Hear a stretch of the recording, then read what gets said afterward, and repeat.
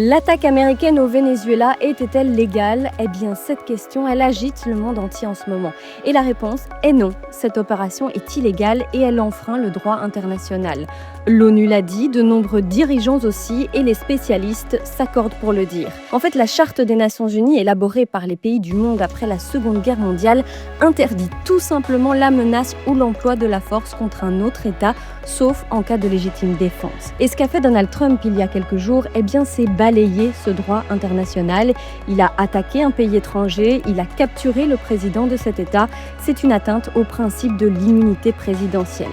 Alors c'est vrai qu'au Venezuela, Nicolás Maduro a instauré un régime autoritaire, dictatorial. Il viole les droits humains, mais ça ne justifie pas l'opération sur le sol vénézuélien du point de vue du droit international. Donald Trump, lui, eh bien, il justifie son attaque.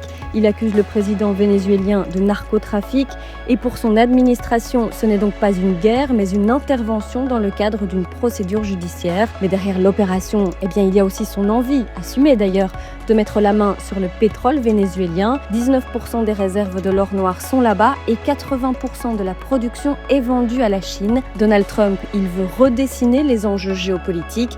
Il a d'ailleurs annoncé que les grandes compagnies pétrolières américaines vont se rendre sur place au Venezuela.